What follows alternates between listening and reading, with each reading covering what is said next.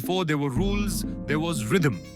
Before there were gods, there was Rit, the primal pulse that shaped the stars, the rivers, and even your breath. Rit. It sounds alive. Almost like something is breathing. It is Priya. Who are you? I am Agniya, the one who sees without eyes. I do not see with these, but with the rhythm that lies beneath them, with Rit itself. Agnya, the seer of silence. One who walks not by sight, but by alignment with the hidden current. Rit is not merely order, it is sacred flow. See the fire.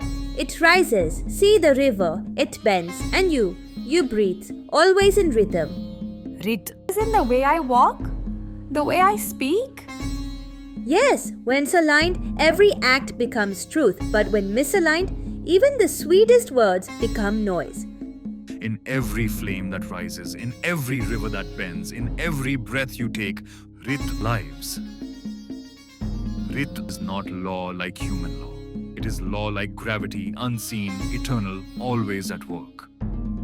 Rules can be broken. Rit cannot. When you act in truth, Rit flows through you. So it is not about obedience, but about alignment? Yes, alignment is not forced. It is lived. When truth is twisted, when breath is hurried, when rituals lose meaning, Rit fades. But what happens when Rit is lost? The world does not collapse. It forgets itself. Disorder is not destruction. It is forgetting the song.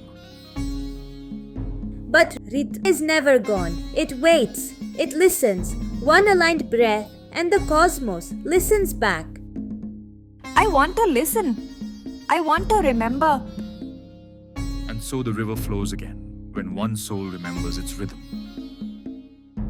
If Rit is not philosophy, it is action rooted in truth, to walk, to speak, to love, to give, in alignment. Speak your truth, and Rit will walk with you. Then even a small act becomes sacred? Yes, child, even the smallest act. Even the heavens move by Rit. The planets do not wander in chaos. They dance in a choreography older than time itself. The sky was a script, child, written not in ink but in motion. So every orbit, every eclipse, every alignment is part of this rhythm? Yes. When you look at the night sky, you are not gazing at chance, but at order vast and precise. Rit is the hidden musician, and the cosmos moves to its song. Rit lives in more than the stars. It breathes through the cow's quiet path, the bird's flight, the tide's return. Even the simplest beings keep the rhythm. Then animals and rivers live closer to Rit than we do? We, the ones who build temples, are the ones who forget. Yes, child. To learn from the earth is to return. The soil, the wind, the creatures, they are guardians of a memory humans often lose. Your very body is Rit. Every heartbeat, every pulse, every breath carries the signature of sacred timing.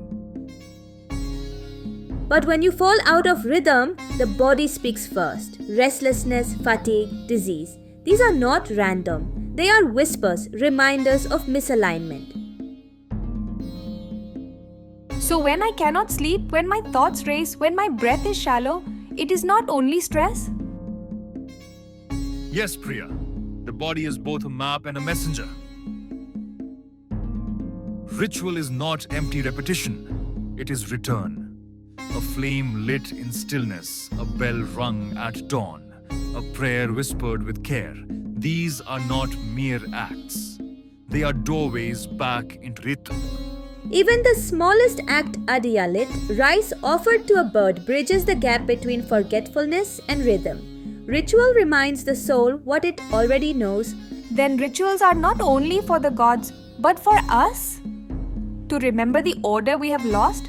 Yes, a ritual is less about pleasing the divine and more about realigning the human. It tunes us back to the cosmic beat, Temples were not simply built, they were breathed into stone.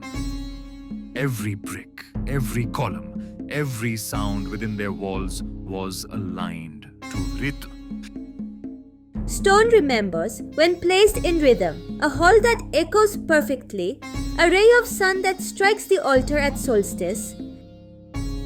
So even the silence of a temple is alive with rhythm? Yes, temples are not monuments of stone. They are instruments of alignment, vibrating with the rhythm of the cosmos.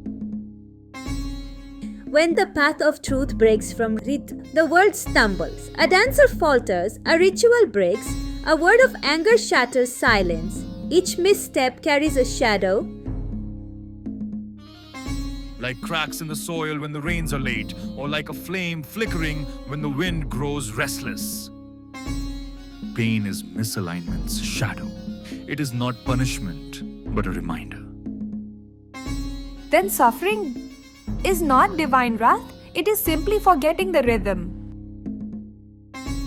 Yes, suffering is the echo of disharmony, not vengeance, but a chance to return.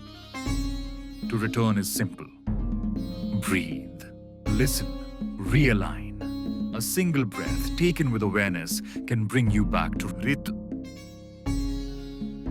Rit was never far. It was always here, waiting in your chest, waiting in your lungs. It lives in your next breath.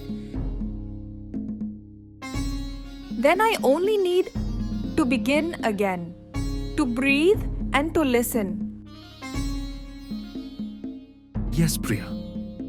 The world does not ask for perfection. It asks only that you remember the rhythm and step back into it. Rit does not punish. It witnesses, it reflects. It is the rhythm that remembers when you do not. A ripple returns after long stillness. A falling leaf drifts precisely into place. The order watches, silent but present. Then my every act is seen, even if I believe it is forgotten? Yes, every act, every breath, every silence is mirrored in the great order. Nothing vanishes, all is reflected back. Alignment speaks in sound. Not loud, not silent, Manaim, but felt. The vibration of a veena, the hum of the earth, the sacred syllable Om, all reveal the hidden rhythm. It begins when force ends. When you stop pushing, sound arises naturally, the voice of Rit itself.